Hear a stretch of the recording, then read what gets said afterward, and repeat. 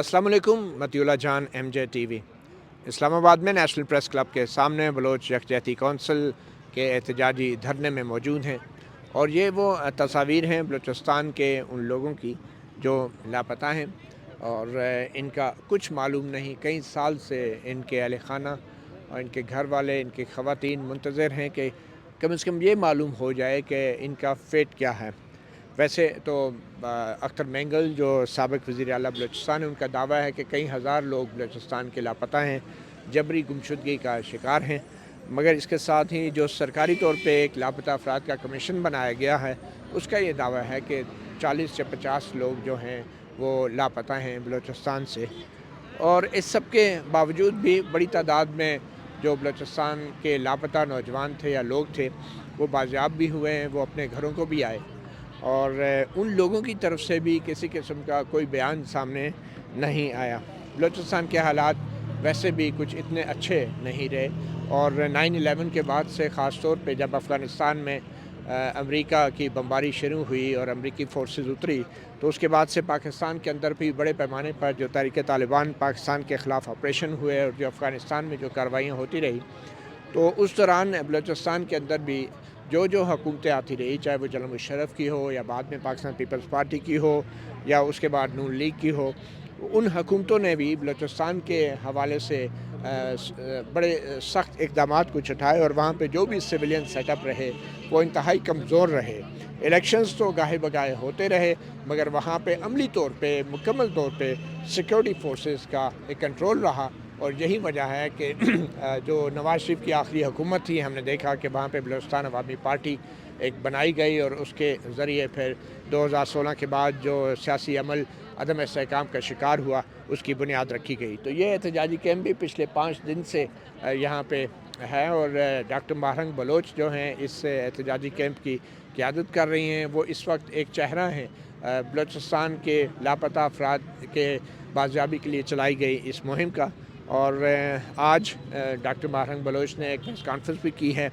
उन्होंने एक डेडलाइन भी दी है और उन्होंने ख़बरदार किया है कि अगर हुकूमत पाकिस्तान ने इनके मुतालबात न माने तो फिर वो क्या करेंगी। आइए आपको प्रेस कॉन्फ्रेंस सुनाते हैं। और ये सिलसिला जारी रहा तो एक हफ्ते के बाद तहरीक की जानिब से रियासती नस्ल खुशी की पॉलिसियों और बलूचिस्तान के साथ कानूनी जैसा सलूक करने पर रियासत के तमाम अदारों से वाजिया मायूसी का इजहार करके हम अपना मद्दा बलोच अवाम के सामने रखेंगे और फिर फैसला अवामी कुव्वत करेगी। इस एक हफ्ते में रियासत को बलोचों पर वाजिया करना होगा कि वो बलोचों की नस्ल खुशी के हवाले से कितना संजीदा है, तो इन्हें अमलन साबित करना होगा और बलूचिस्तान में जिबरी गुमशुदगियों, मारवा अदालत, कत्ल समेत तमाम किस्म की इंसानी हुकूक की पामालियों और गैर कानूनी इकदामात फौरन बंद होने चाहिए। अगर रियासत अपने कॉलोनियल माइंड सेट को तब्दील करने के लिए तैयार नहीं है तो फिर फैसला बलोच अवाम के कोर्ट में होगा। शुक्रिया। सवालात अगर कोई करना चाहे तो आज आपको वैसे पहले दिन से लेके आज तक कितने दिन हो गए यहाँ पे आए हुए, जब से ये धरना शुरू हुआ है? आज 5वां दिन है मेरे ख्याल से। नहीं, इससे पहले जो यहाँ पे बैठे हुए थे स्टूडेंट वो भी साथ हैं? 1 महीना हो चुका है। गुज़श्ता रात जो आपके मुज़ाकरात हो रहे थे उसमें क्या बातें सामने आई? गुज़श्ता रात हमारे मुज़ाकरात नहीं हुए। ADC साहब ने जो है ना सिर्फ़ और सिर्फ ये कहा कि हम अपनी इंतज़ामिया लाएंगे, आपको सिक्योरिटी देंगे। हमने यही कहा कि हमें आपसे सिर्फ यही चाहिए कि आप हमें और तंग ना करें। हमारा मद्दा आपके साथ नहीं है। हम इस्लामाबाद पुलिस के साथ हमारी कोई कन्फ्रंटेशन नहीं है। इस्लामाबाद पुलिस जो है ना दूसरों के अहकामात पर जो है ना इस धरने को सबूताज करने की कोशिशों को रोके। लेकिन मुझे अफसोस से कहना पड़ता है कि आज सुबह फिर ये इस्लामाबाद में पहली जगह कोई एहतजाजी धरना नहीं हो रहा है। इससे मेरे ख्याल से पुरअमन एहतजाजी धरना कभी इस्लामाबाद में हुआ ही नहीं है, जहाँ औरतें और बच्चे खामोशी से अपना मद्दा आप लोगों को सुनाते हैं, जहाँ पर जो है ना कोई नाराबाजी नहीं होती है। लेकिन इस पुरअमन एहतजाज को सबसे पहले बैरियर लगा के बंद किया गया और अभी जो है ना, और मैं ये भी वाजिया करना चाहती हूँ कि वो लोग जो हमलावर हुए थे वो स्पीकर चोरी करने नहीं आए थे, वो औरतों को हरासा करने आए थे, डराने आए थे। और एट द मेन टाइम जब यहाँ मर्द भी बैठे थे और औरतें भी बैठे थे, जब वो खड़े हुए और उन्होंने मजम्मत दिखाई तो उनके हाथ में कुछ नहीं लगा और उन्होंने उस अरासकी को स्पीकर चोरी का नाम दे दिया।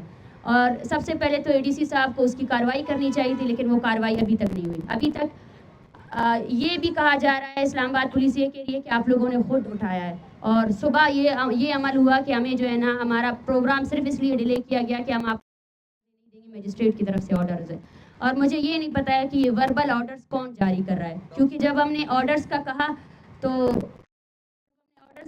ہمیں کوئی کس کا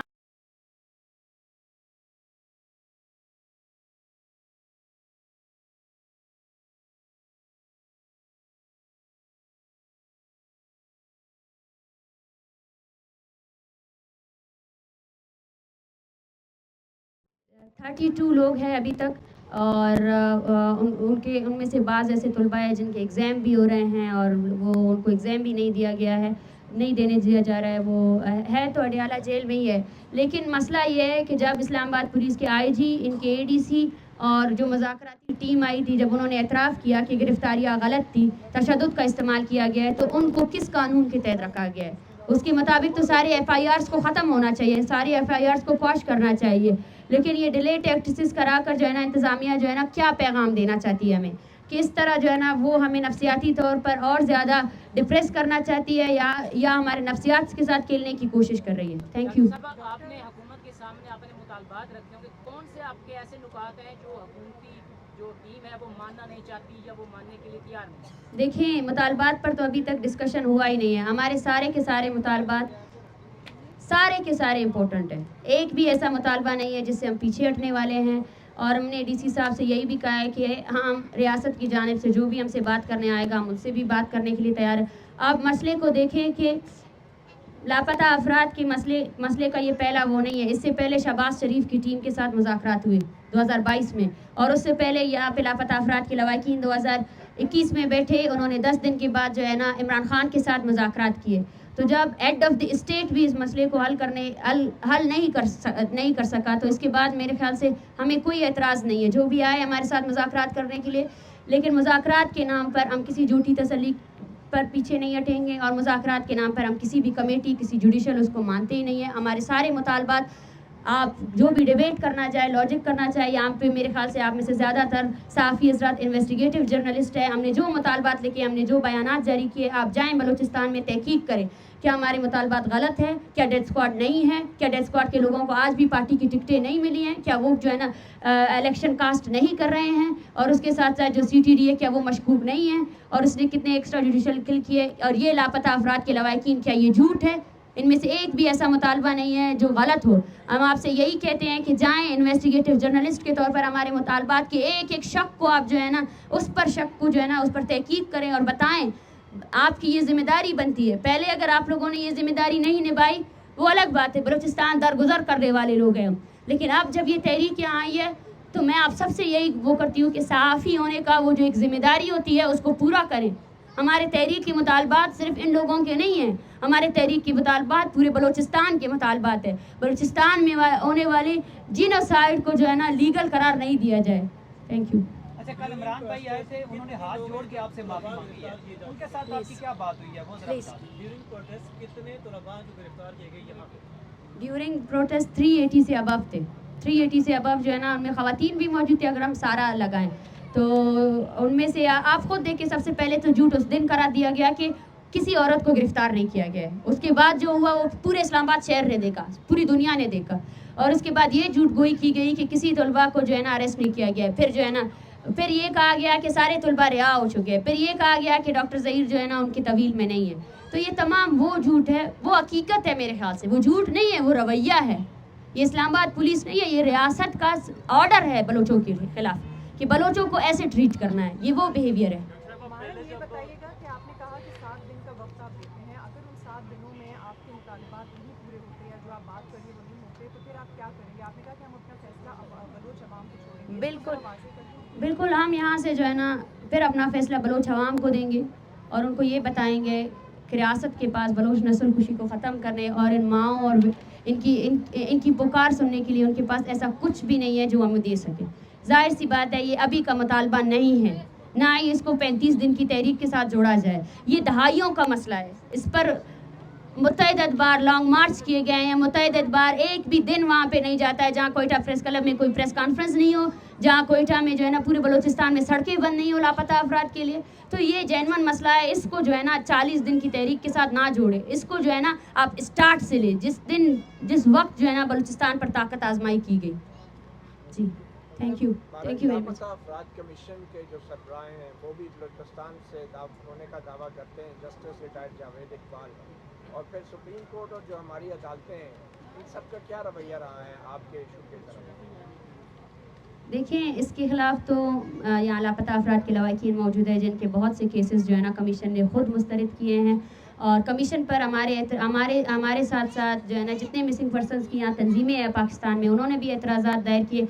सबसे पहले तो उनका रवैया ये है कि लवाकिन को हरासा किया जाए, उन्हें किसी भी तरीके से टॉर्चर किया जाए कि वो अपने केस से दस्तबरदार हो। ऐसे मुतअद्दिद केसेस हमारे पास है जहाँ जो है ना धोखाधड़ी से, जाकिर मजीद की वालदा यहाँ मौजूद है, धोखाधड़ी से उन पर जो है ना स्टाम्प पेपर पे साइन करवाए गए, ये कहकर के हम आपके बच्चे को लेकर आएंगे, और उस स्टाम्प पेपर के ऊपर लिखा हुआ था कि जाकिर मजीद की वालदा कह रही है कि मेरा बेटा जो है ना दुबई में है। तो इस तरह के बहुत से वाक़यात हुए जो कमीशन की सरकर्दगी में किए गए, और लापता अफराद के कमीशन जो है ना मुश्तरका तौर पर, लेकिन आप देखिए कोई रास्ता और है भी नहीं, फिर भी यही लवाकिन जो है ना जाकर वहाँ पर ही अपना केस जमा कराते हैं। और इनका तरीक़ाकार ये है कि जो लापता ख़ानदान वहाँ जाएगा उसको हरासा करेंगे, राउंड टेबल में जो है ना जर्नल होगा, कर्नल होगा, डीसी होगा, वो क्या करते हैं, वो जस्टिफाई करते हैं इन्फोर्स डिसअपेरेंस को। वो अपने अदारों से ये सवाल नहीं पूछते हैं कि आपने इस फ़र्द को लापता किया है, इसकी वालदा यहाँ बैठी हुई है, ये फ़र्द कहाँ है। वो उल्टा उस वालदा से सवाल करते हैं कि आपका बेटा कहाँ है, आपका बेटा किसी जुर्म में उसने कोई कार्रवाई की है या नहीं की है। तो स्टार्ट से ले अगर आपके इस कानून में, आपके इस मुल्क में जो है ना जिबरी गुमशुदगी जस्टिफाइबल है, और आपका कानून जिसमें जो है ना 24 आवर्स के बाद जो है ना लोगों को बाजियाब करना और उनको अदालत में पेश करना, वो शक अगर आप उसको काट देते हैं तो फिर तो ये तहरीकें नहीं होंगी। फिर तो बलोच मान जाएगा कि उसके तमाम फैसले मिलिट्री कोर्ट्स पे हो रहे हैं, उसको मारने वाली रियासत कौन है। तो फिर तो मेरे ख्याल से इस एहतजाजी धरने को GHQ के सामने होना चाहिए, ये GHQ के सामने होना चाहिए, फिर ये मुतालबा उनसे होना चाहिए। लेकिन ये अब ये रियासत पर डिपेंड करता है कि वो अपना फैसला क्या करती है। हमारी अदालतें और सुप्रीम कोर्ट से क्या आपको देखिए, हमारी अदालतें और सुप्रीम कोर्ट में लापता अफराद के बहुत से केसेस आए हैं 2014 में, 2013 में, जहाँ सुप्रीम कोर्ट ने बाकायदा वर्डिक्ट दिया है कि सिक्योरिटी फोर्सेस ही जिबरी गुमशुदगियों में मुलविस हैं। तो और हमारे ऐसे सैकड़ों लापता अफराद हैं जिनकी प्रोडक्शन ऑर्डर्स जारी किए गए हैं, लेकिन वो अभी तक वापस नहीं आए हैं। बलूचिस्तान समेत पाकिस्तान के बहुत सी अदालतें ऐसी हैं जहाँ पे लापता अफराद के ख़ानदान अपने केसेस लिए बैठे हैं, जिन पर सालों से जो है ना सिर्फ एयरिंग्स की जा रही है, लेकिन वो जज उस पर कभी संजीदा नहीं होता है। वो किसी की कोई गाड़ी चोरी हो जाती है तो उसका फ़ैसला बहुत जल्दी आ जाता है, लेकिन किसी का बेटा जो है ना 14 सालों से जिंदानों में, उसका फ़ैसला नहीं आता। उस पर जो है ना जज साहिबान तारीख पर तारीख देते हैं। मेरा सवाल तो उन्हीं से है कि क्या उन्होंने जो कोट पहना है, जो इंसाफ को वो कसम लेते हैं, क्या वो उस इंसाफ की कसम लेने के बाद शर्मिंदा नहीं होते? क्या ये वक्त नहीं आ गया है कि वो जो है ना एतराफ़ करे अपने जो है ना इनकम्पिटेंसी का, एतराफ़ करे, हमारे सामने एतराफ़ करे, बलूचिस्तान के सामने एतराफ़ करे, सिंधियों के सामने एतराफ़ करे, और यहाँ पे इस शहर इक़्तिदार में भी ऐसे लोग हैं जिनको गुमशुदा किया जाता है, उस हर शख्स से एतराफ़ करे जिसका जो बुनियादी हक़ है कि वो अपने आप को डिफेंड कर सके, उस डिफेंड को रौंदा गया और इन अदालतों के सामने रौंदा गया, और इन अदालतों ने जो है ना कोई किरदार अदा नहीं किया। ये बात अगर बलोच कर रहा है, ये तल्ख बात ज़रूर है, लेकिन हकीकत है। इस बात को जो है ना बलोच के अलावा और कर भी नहीं सकता, क्योंकि बलोच ने जो है ना वो ज़ख्में खाई हैं, वो लाशें उठाई हैं ना, कि अब वो हर कीमत में जो है ना अपनी बात को सीधी रखेगा सबके सामने। यहाँ पर हम कोई दो राय नहीं रखेंगे। हम 12 कह चुके हैं कि पाकिस्तान की एजेंसीज हमारी नस्ल खुशी कर रहे हैं, कोई भी दरमियान में कोई वो नहीं है। सिर्फ एक ही चीज़ है, हम मजलूम कौम है और वो जालिम है जो हमारे वसाइल से अपनी ताकत आजमाई कर रहा है, हमारे लोगों को मार रहा है। Thank you please. आपने सुना डॉक्टर मुबारक बलोच को, और जो मुतालबात हैं उनके स्पेसिफ़िक, उनके ऊपर भी बात करेंगे। मगर इस वक्त हमारे साथ मौजूद हैं आमना मसूद जंजुआ, जो ख़ुद एक बहुत सरगर्म कारकुन हैं। लापता अफराद के हवाले से पाकिस्तान में चलाई गई तहरीक की बुनियाद इन्होंने रखी आमना मसूद जंजुआ ने। आमना, मुख्तसरन ये बताएं, ये जो अब मुतालबात हैं, अगर हम एक एक करके इन मुतालबात को डिस्कस कर लें कि अक़वाम मुत्तहिदा के वर्किंग ग्रुप की सरबराही में बलूचिस्तान में इंसानी हकूक़ की खिलाफ वर्जियों की तहकीकात के लिए एक फैक्ट फाइंडिंग मिशन भेजा जाए, यानी अक़वाम मुत्तहिदा पाकिस्तान में आके क्या ऐसा कर सकती है? ये डॉक्टर मुबारक बलोच का पहला मुतालबा है। आपने कभी ऐसी कोशिश की कि जो यूनाइटेड नेशन का जो वर्किंग ग्रुप है जबरी गुमशुदगियों के हवाले से, वो पाकिस्तान आए, और उनका क्या जवाब रहा? ایسی کوشش تو ہم لوگوں نے کی ہے، مگر کیونکہ یہ جو ورکنگ گروپ ہے یہ جب تک کہ اسٹیٹ انوائٹ نہ کرے یہ نہیں آتی، تو اس میں یہی بات ہے کہ تھوڑا سا کانٹرڈکشن اس لیے آ رہا ہے کہ ہم جس اسٹیٹ سے اپنے مطالبات منوا رہے ہیں اسی اسٹیٹ سے ہم یہ کہیں کہ ایک ایسی ایکسٹرنل جو میکینزم آف جسٹس کو آپ انوائٹ کریں، تو وہ اسٹیٹ ظاہر ہے کہ کبھی نہیں مانے گی. وہ کہے گی جب ہماری عدالتیں موجود ہیں، جب ہماری پارلیمان موجود ہے، ہمارا جس میکینزمز آف جسٹس موجود ہیں، تو ہم ایک انٹرنیشنل میکینزم آف جسٹس کو کیوں منگوائیں؟ لیکن آپ نے ڈاکٹر مارنگ بلوچ کو سنا، ہماری عدالتیں، ہمارا جو نظام ہے، ان کی باتوں سے تو لگتا ہے یہ ناکام ہو گیا ہے. تو پھر آپ کیا حل دیکھتی ہیں اور کیا آپ کو کوئی ریلیف ملی ہے ابھی تک؟ یہ تو اس کی بات بالکل جائز ہے، مگر ہمیں اگر پریکٹیکل ہوں، اگر ہم ایسی چیز کے لیے جدوجہد کریں جو کہ واقعی میں رزلٹ اورینٹڈ ہو، تو میرے خیال میں یہ تو ان کا جو پہلا پوائنٹ ہے وہ شاید ایسا نہ ہو سکے، کیونکہ اسٹیٹ کبھی بھی وہ پنڈورا باکس نہیں کھولے گی ٹھیک ہے. جو کہ اپنے مظالم کے پہاڑ جو انہوں نے کیے ہیں وہ کبھی بھی وہ انٹرنیشنل کسی میڈیم کے سامنے نہیں لائے گی. اور میری ریلیف کا جہاں تک تعلق ہے تو ہماری جو ادارہ ہے وہ تقریباً 2005 سے اس کی بنیاد رکھی گئی جب میرے شوہر کو لاپتہ کیا گیا، اور وہ تو واپس نہیں آئے، مگر تقریباً 1,500 شہری ہیں پاکستان کے جو کہ جن کو کہ ریلیف ملی، مگر وہ اس جد و جہد کی بدولت ملی. اچھا، دوسرا مطالبہ یہ ہے کہ بلوچستان میں جبری گمشدگیاں اور ماورا عدالت ہلاکتیں ختم کرنے کے لیے اقوام متحدہ کے ورکنگ گروپ کی موجودگی میں معاہدے پر دستخط کیے جائیں. یہ معاہدہ کس قسم کے معاہدے کی بات ہو رہی ہے، کس کے درمیان ہے، اور اقوام متحدہ کے اس میں کیا رول ہو سکتا ہے؟ اس میں دیکھیں جیسے دو پارٹیز ہیں، ایک اسٹیٹ پارٹی ہے اور ایک ایگریو پارٹی ہے.